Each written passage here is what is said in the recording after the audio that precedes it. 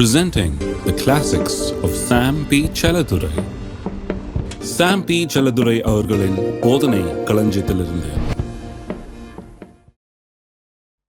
என் ஜீவனுள்ள நாளெல்லாம் நன்மையும் கிருபையும் என்னை தொடரும். எல்லாரும் சொல்லுங்க, கைகளை உயர்த்தி. என் ஜீவனுள்ள நாளெல்லாம் நன்மையும் கிருபையும் என்னை தொடரும்.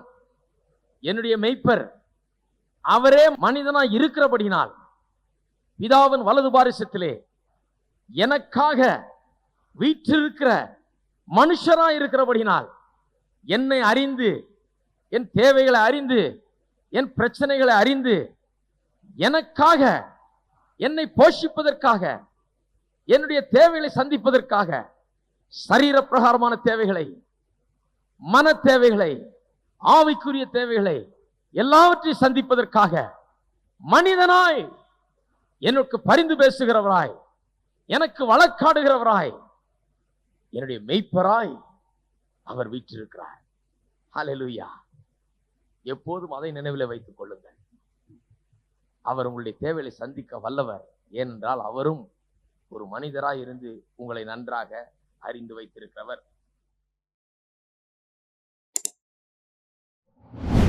நன்மையும் கிருபையும் என்னை தொடரும் என்று சொல்லி இருக்கிறது. இது இன்னொரு அர்த்தத்திலையும் சொல்லி இருக்கிறது. அது என்ன அர்த்தம் என்று இப்பொழுது விளக்குகிறேன். ஆடுகள் நன்றாக பராமரிக்கப்பட்டு பாதுகாக்கப்பட்டால், ஆடுகளை புரிஞ்சாதான் கடைசியில் நம்மளை புரியும். ஆடுகள் நன்றாக பராமரிக்கப்பட்டு பாதுகாக்கப்பட்டால் என்ன ஆகுமாம்?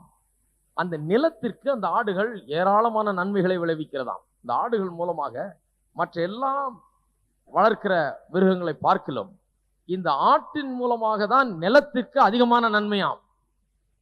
அதற்கு ஒருவர் பலவிதமான விளக்கங்களை தருகிறார்.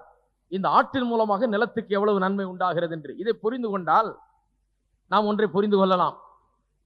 நன்மையும் கிருபையும் என்னை தொடரும் என்று சொல்லுகிற வார்த்தைக்கு ஒரு புதிய அர்த்தத்தை அவர் எந்த அர்த்தத்தோடு சொல்லியிருப்பார் என்பதை உண்மையாகவே நாம் விளங்கிக் கொள்ளலாம். ஆட்டின் மூலமாக என்ன நன்மை உண்டாகிறதாம்? அவைகள் நன்றாக மேய்க்கப்படுகிற ஒரு நல்ல ஒரு ஆடுகளாய் இருக்கும்போது, நன்றாக கவனிக்கப்படுகிற ஆடுகளாய் இருக்கும்போது, அவைகள் இந்த காடு மாதிரி இருக்கிற இடத்துல உள்ள பலவிதமான புல்லுகளையும் பலவிதமான செடிகளையும் மேய்கிறதாம்.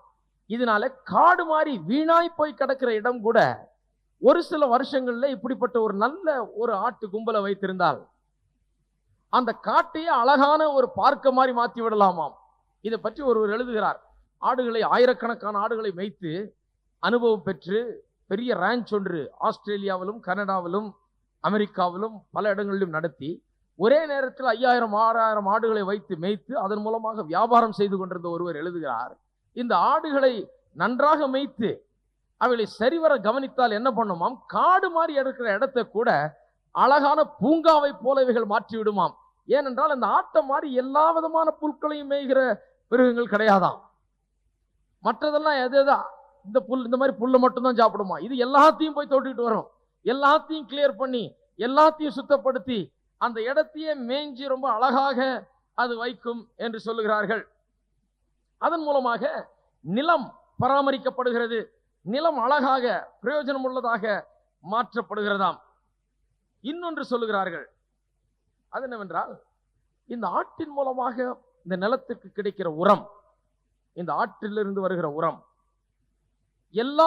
மற்ற எல்லா மிருகங்களிலிருந்து வருகிற உரத்தை விட தரத்திலே மிக சிறந்ததாம். இது படிக்கிறதுக்கே ரொம்ப இன்ட்ரெஸ்டிங்கா இருக்குது. அது என்ன பண்ணுமாம்? இந்த ஆடு போய் படுத்துக் கொள்ளுகிறதற்கு, தங்குகிறதற்கு மேடான இடத்தை தெரிந்து கொள்ளுமாம். மேடான இடத்துல போய் படுத்துக் கொள்றது, அங்கேயே உரம் போடுகிறது, அங்கேயே உரம் உண்டாகிறது. அந்த மேடான இடங்களிலே தான் உரம் ரொம்ப குறைவா இருக்குமாம். தாழ்வான பகுதிகளில் நல்ல வளைவு புல்லெல்லாம், மேடான பகுதிகளில் அவ்வளவு சரியா இருக்காதுன்னு சொல்லி இந்த தாழ்வான இடத்துல சாப்பிட்டுட்டு மேடான இடத்துல போய் படுக்கிறதுனால தாழ்வான இடத்துல இருக்கிற உரச்சத்துக்கள் எல்லாம் எடுத்துக்கொண்டு போய் உரமாக மேலான இடத்துல போய் போட்டு விட்டு வருகிறதாம். ஆகையால் அந்த மேலான இடங்கள்லாம் அருமையாயிடுதான். இந்த மேலான இடங்கள் நல்ல உரச்சத்துகள் இல்லாத இடங்கள்லாம் இந்த ஆட்டு வந்து அங்க போய் படுக்கிறதுனால தாழ்வான இடத்துல இருக்கிற உரச்சத்துகள் எல்லாம் மேல இடத்துக்கு வந்து அங்கேயும் நல்லா விளைய ஆரம்பிக்கிறதாம். கொஞ்சம் சிந்தித்து பாருங்கள். நன்மையும் கிருபையும் என்னை தொடரும் என்கிறார். நன்மையும் கிருபையும் ஆட்டுக்கு உரத்தின் வடிவிலே தொடர்ந்துட்டு வருது. என்ன அர்த்தமாகிறது? விசுவாசிகளாகிய நாம், தேவனுடைய மேய்ச்சலின் ஆடுகளாய் இருக்கிற நாம், நம்மையும் நன்மையும் கிருபைகளும் தொடரும். இந்த உலகத்திலே நாம் வசிக்கிறோம். இந்த உலகமே நம்மால் பயனை அடைகிறது. இந்த உலகமே நம்மால் மாற்றப்படுகிறது. நம்முடைய வாழ்வினால், நாம் இங்கு இருக்கிற காரணத்தினால், நாம் இந்த உலகத்திலே வாழ்கிற காரணத்தினால், இந்த கெட்டு போயிருக்கிற உலகம், நாசமாயிருக்கிற உலகம், இந்த சீரழிந்து போய் கிடக்கிற சமுதாயமே சீர்படுத்தப்படக்கூடிய ஒரு நிலைக்கு வருகிறது என்று அவர் வர்ணிக்கிறார். இந்த ஆட்டை பற்றி வர்ணித்து விட்டு, அது மிகவும் அழகான ஒரு கருத்து என்று நினைக்கிறேன். அவர் என்ன சொல்லுகிறார்? கிறிஸ்தவ விசுவாசி ஒருவன் இந்த உலகத்திலே வாழ்ந்து செல்லும் போது அவன் தனக்கு பின்னால் நன்மையும் கிருபையும் விட்டு விட்டு போகிறானாம். ஹலோ, அவனுக்கு பின்னால் நல்ல காரியங்களை பலவற்றை விட்டு விட்டு போகிறானாம்.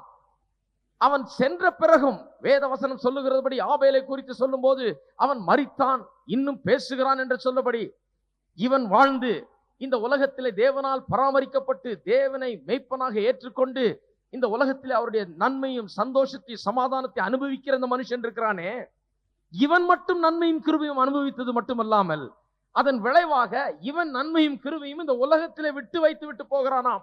இவன் போகிற இடங்கள் எல்லாம், இருந்த இடங்களில் எல்லாம் அவர்கள் நன்மையும் கிருபையும் ஏராளமாய் தாராளமாய் பெறுகிறார்கள் இவனுடைய வாழ்க்கையின் மூலமாக.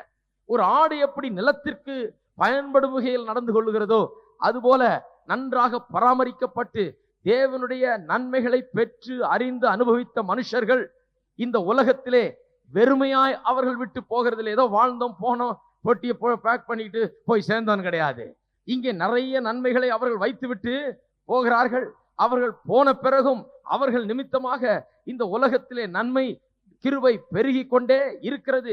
அவர்களால் ரட்சிக்கப்பட்டவர்கள், அவர்களால் கர்த்தரிடத்தில் வந்தவர்கள், அவர்களால் வாழ்க்கை மாற்றப்பட்டவர்கள், அவர்களால் தொடப்பட்டவர்கள், அவர்களால் சந்திக்கப்பட்டவர்கள் அநேகர் இருந்து கொண்டு தொடர்ந்து நன்மையும் கிருபையும் பெருக பண்ணுகிறார்கள். They make goodness and mercy multiply even after they are gone. அவர்கள் போன பிறகும் அவர்கள் மூலமாய் சந்திக்கப்பட்ட சமுதாயம் இந்த உலகத்திலே தொடர்ந்து வாழ்கிறது. நன்மையும் கிருபையும் பெருகி கொண்டே இருக்கிறதாம். எத்தனை பேர் அப்படி வாழணும்னு சொல்றீங்க?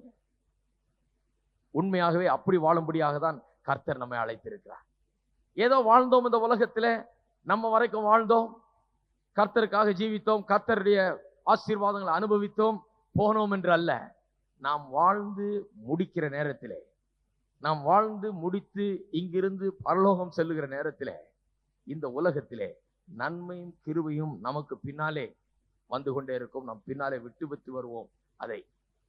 அவைகளை இந்த உலகத்திலே வைத்து விட்டு வருவோம். நம் மூலமாக இந்த உலகத்திற்கு நன்மையும் கிருபையும் ஏற்பட வேண்டும்.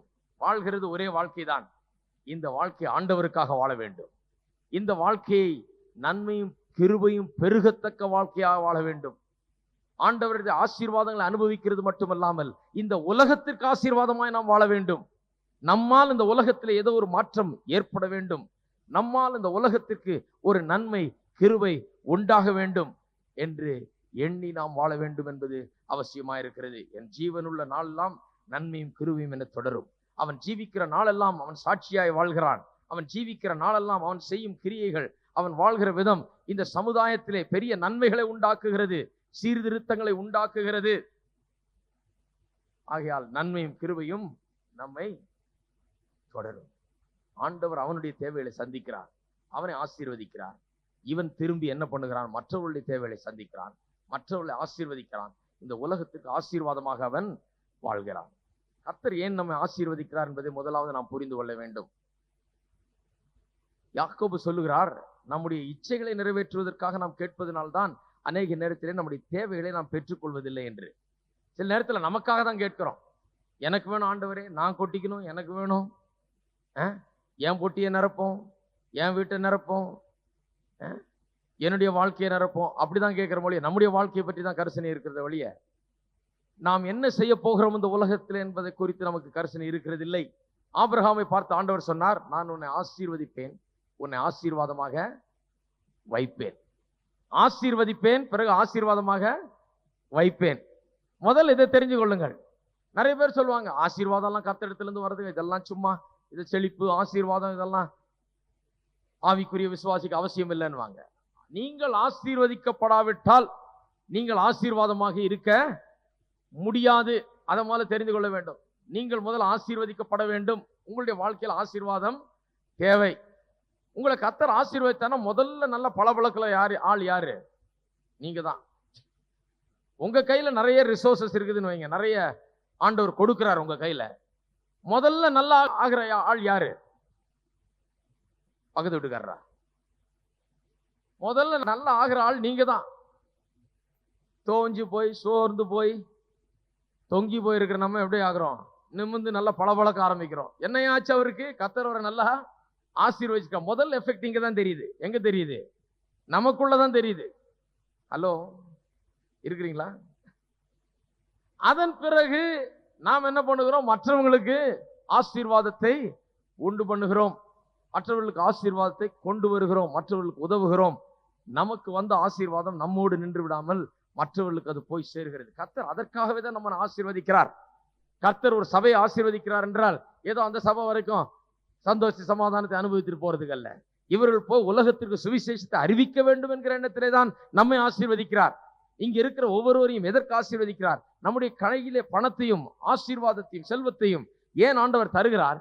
இதை நாம் தாராளமாக கர்த்தருக்காக செலவிட வேண்டும் என்பதற்காக தான் நம்முடைய கையில ஏராளமாக ஆண்டவர் கொடுக்கிறார். நம்ம கையில கொடுத்து நம்ம போய் பத்திரமா பொட்டியில பூட்டி வச்சுக்கிறதுக்காக அல்ல, நம்ம வேலையை பார்த்துட்டு போறதுக்கு அல்ல. நாம் இதை எடுத்து ஆண்டவருக்காக செலவழித்து ஆண்டவருடைய நாம மகிமைப்பட வேண்டும், இந்த உலகம் முழுவதும் சுவிசேஷம் பரவ வேண்டும் என்றுதான் நம்ம கையில ஆண்டவர் கொடுக்கிறார். அப்படிதான் நான் எண்ணுகிறேன். செல்வத்தை, ஆசீர்வாதத்தை, செழிப்பை ஆண்டவர் நம்முடைய வாழ்க்கையில ஏன் உண்டாக்குகிறார்? நாம் மற்றவர்களுக்கு உதவும்படியாக, சுவிசேஷத்தை பிரசங்கிக்கும்படியாக, சுவிசேஷத்துக்கு என்று செலவு பண்ணும்படியாக, சுவிசேஷத்திற்கு பயன்படுத்தும்படியாக, இந்த உலகம் அதன் மூலமாக நன்மை அடையும்படியாக நம்மை அவர் தெரிந்தெடுத்திருக்கிறார். ஆசீர்வதிப்பார், ஆசீர்வாதமாக வைப்பார். முதல்ல ஆபிரகாம் ஆசீர்வதிச்சார், அவன் மூலமாய் எல்லாரையும் ஆசீர்வதிச்சார். அவன் போன இடங்கள் எல்லாம் அவன் மூலமாய் அவர்களுக்கு ஆசீர்வாதம் உண்டானது.